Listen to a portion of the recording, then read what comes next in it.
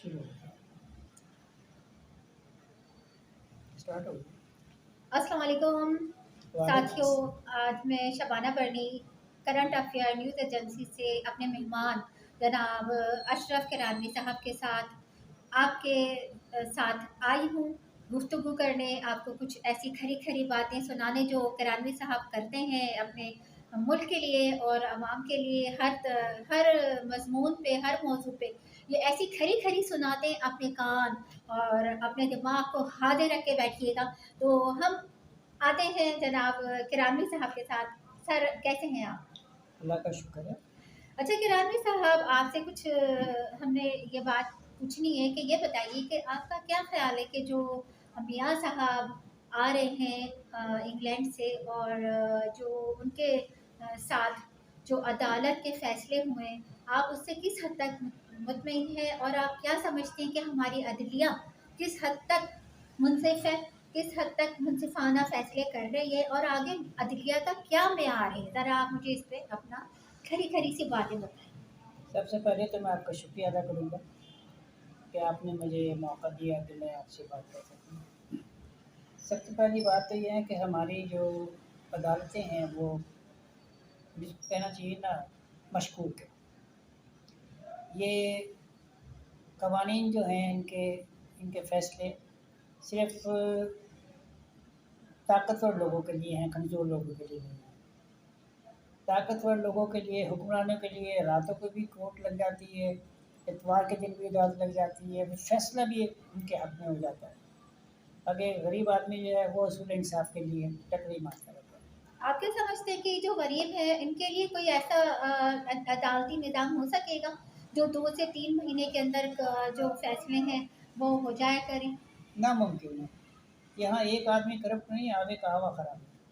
बिल्कुल ठीक। देख लें, ये किरानी साहब जो हैं बड़ी खरी बात करते हैं और इनको सुनने के लिए दिल और जिगरा मजबूत होना चाहिए। अच्छा, अब हम आगे किरानी साहब, मैं ये बात पूछूंगी आपसे कि आप क्या समझते हैं कि जैसे अल्ताफ़ हुसैन साहब बड़े उनके सियासी हल्के हैं, वो ये कहते हैं कि नवाज शरीफ को रिलीफ दी जा रही है और हमारे अल्ताफ़ हुसैन को पाकिस्तान नहीं आने दिया जा रहा। क्या वजह है? आप इसमें क्या समझ सकते हैं, क्या समझ रहे हैं कि आगे उसका क्या मेयार है?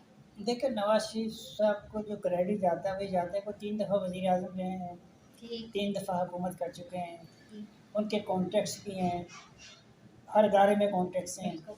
उन्होंने शादी उन अदारों में की, अपनी बेटी दी हुई है, उनकी बेटी ली हुई है, तो उनके लिए बड़े रास्ते खुले हैं। बिल्कुल। तो दूसरों के लिए ये सहूलियात मैसर नहीं है। अच्छा, अभी हम ये भी कह रहे हैं कि जैसे ये अभी इमरान खान साहब जो हैं वो जेल में पड़े हुए हैं, उनके जो साथी हैं, कारकुनान हैं, वो बहुत हल्ला गुल्ला मचाए में, और वो हम इलेक्शन की जो सूरत हाल है, आप जिस तरह देख रहे हैं कि कुछ इस वक्त कोई भी ये नहीं कह सकता कि ये पार्टी जीतेगी। तो हम आपसे आपकी राय पूछना चाहते हैं कि आया आपका क्या ख्याल है कि इमरान खान या पीटीआई या नवाज शरीफ या सिंध में बड़ा जोर है पीपल्स पार्टी का, तो या बिलावल साहब बनेंगे? आप क्या समझते हैं, आपको कौन लगता है कि ये पार्टी की पावर है हमारे मुल्क में? देखें, अगर इलेक्शन फेयर होता है तो मेरे ख्याल में तहरीक इंसाफ बाजी ले जाएगी, ठीक है। और अगर फेयर नहीं होता तो फिर ये हो सकता है कि तकसीम हो जाए। और जो हालात नज़र आ रहे हैं वो यही नज़र आ रहे हैं कि नून लीग को अदारे फेवर दे रहे हैं। मिलेगी। अदारे जो हैं नून लीग को फेवर दे रहे हैं। हाँ जी। देखें ना, एक मुजरिम को अदलिया का ज़मानत देना और सज़ा याफ्ता मुजरिम को उसे इजाज़त देना जलसे की, स्पेशल। स्पेशली, तो ये तमाम चीज़ें किस चीज़ की निशानदेही करती हैं मेरे बिल्कुल, ख्याल मेरे में। ख्याल में हमारी तारीख में अभी तक कोई रिकॉर्ड नहीं मिलता है इसका। हाँ, बिल्कुल। ठीक है ना? और इसको एक आम फहम आदमी भी समझ सकता है कि भाई ये क्या चल रहा है। हाँ जी, बिल्कुल। अवेयरनेस जो है, अवेयरनेस हमारी आम आवाम में भी आ चुकी बिल्कुल है, आ वो चुकी समझ रहे हैं है, सब कुछ, बिल्कुल आ चुकी लेकिन रोकने वाला नहीं है कोई। है। ऐसे रोकने ही। वाला बिल्कुल वाक़ई कोई नहीं है। हमें बड़ी उम्मीदें थी सैयद आसिम मुनीर साहब से, आर्मी चीफ से, और अब भी हैं, आज भी हैं, क्योंकि रियासत को बचाना जो है ना वो ज़रूरी है। और ये करप्ट सियासतदानों से रियासत जो है वो बचेगी नहीं। ये पाकिस्तान को मज़ीद लूटेंगे, खाएँगे।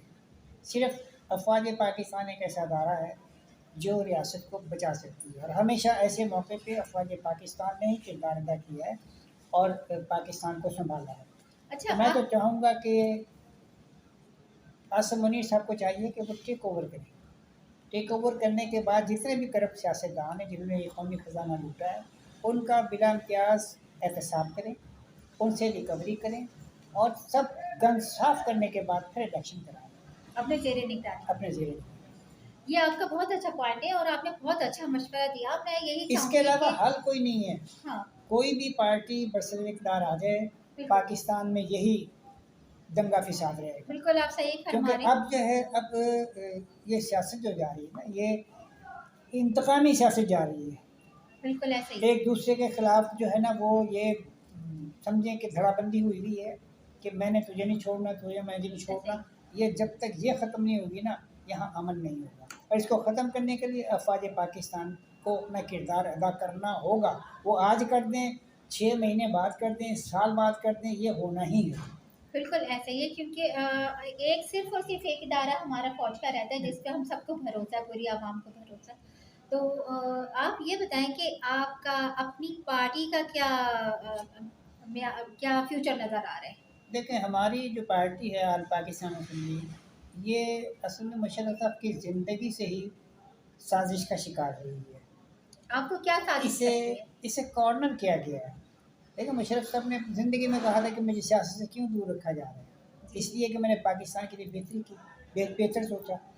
तो इसको जो है ना, अब वो अवामिल कौन से हैं वो मैं उस पर कमेंट्स नहीं करना चाहूँगा, मगर इसको सियासत से दूर रखा जा रहा है। अच्छा, इसकी ख़ास वजह ये तो नहीं कि वो एक आर्मी के बंदे थे इस वजह से?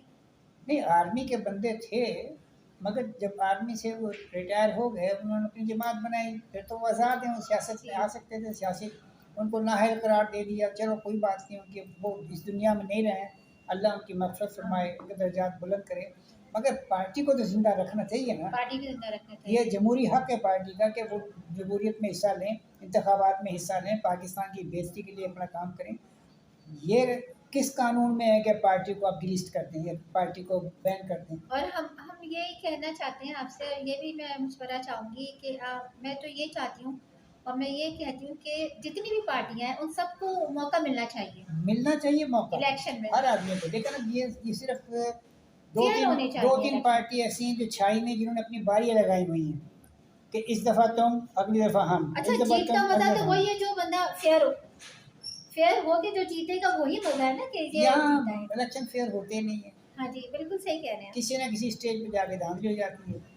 एक कैंडिडेट एंड तक देख रहा होता है कि वो जीत रहा है, जीत रहा है, जीत रहा है। जब हतमी फैसला आता है, पता लगता है वो जनाब फंसे पड़ गया, दूसरा आदमी अच्छा, उसके अलावा जीत एक गया। इस वक़्त जो सबसे बड़ा मसला, सबसे बड़ा इश्यू जो चल रहा है पूरी दुनिया में, वो है फ़लस्तीन और इसराइल का। एक मज़हबी देखा जाए, मज़हबी लिहाज से भी अगर देखें तो हमारे यहाँ के जिस तरह से फ़ज़लुर रहमान साहब हैं और हैं, हमारी जमातें अपने मफ़ाद के लिए जब तो खड़ी हो जाती, इस वक्त ये सब कहाँ चले गए? और आप मुझे माज़रत के साथ मुझे बताएं कि हमारी आर्मी जो है वो क्यों खामोश बैठी है? देखें, फ़लस्तीन का मसला तो बाद में आ जाता है। सबसे पहले अपनी आवाम का ही मसला ले लेना कि बिल्कुल ठीक आवाम है। आपकी महंगाई की चक्की में पिस रही है, जी जी बिल इतने ज़्यादा आ रहे हैं, जी जी। टैक्सेज इतने ज़्यादा बढ़ गए हैं। बिल्कुल कोई सियासी पार्टी इसके लिए निकलती है? नहीं कर नहीं सकते। निकली आज तक। किसी सियासी पार्टी ने आज तक वो रैली सिस्टम में निकाली महंगाई कम करो।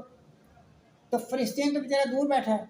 हालांकि ये तमाम मुसलमानों पे इस वक्त ऐसी सिचुएशन में जिहाद फ़र्ज़ हो जाता है। ज़रूरी नहीं कि आप वहाँ जाके जंगी लड़ें, उनकी फेवर में बोलें, कोई बयान दें, कोई यानी कि उसे थ्रेट दें।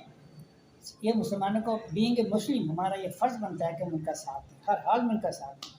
जी शुक्रिया किरानवी साहब। अच्छा, ये साथियों आप देखिए किरानवी साहब ने कितनी अच्छी बात की। उन्होंने हमें एक मैसेज छोड़ा है, वो ये कहते हैं कि ज़रूरी नहीं है कि हमारे वसाइल नहीं हैं, हमारे यहाँ महंगाई है, हम अपने मसले हल नहीं कर सके तो हम इसराइल और हम फ़लस्तीन के मसले कैसे हल कर सकेंगे। लेकिन उसके अलावा हमारे पास एक हल है जहाद का।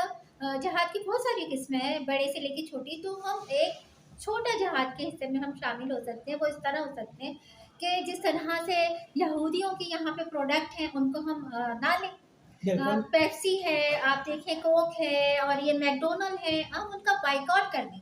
उसके अलावा उनकी जितनी भी खाने पीने की चीज़ें हैं, उससे यहाँ से करोड़ों के हिसाब से, अरबों के हिसाब से मुसलमान ममालिक का वो पैसा यहूदियों में जा रहा है। अगर वो बचेगा तो हमारे मुसलमानों के काम आएगा और उन्हें नुकसान होगा तो उन्हें एहसास होगा कि हमने किनके साथ जो है जंग लड़ी है। तो कम से कम हम छोटे जो है अदना लेवल पे हम जिहाद करें। तो साथियों, मैं यही कहूँगी कि जो एक छोटे से जिहाद का हमें कैमरे साहब ने मशवरा दिया और अपनी खरी खरी बातों से मुस्तफ़ीद किया, इससे आप लोग ज़रूर फ़ायदा उठाएंगे। तो इजाज़त चाहती हूँ अपने मेहमान जनाब अशरफ किरानी साहब के साथ। मैं Shabana Barni, current affair news agency. Thank you.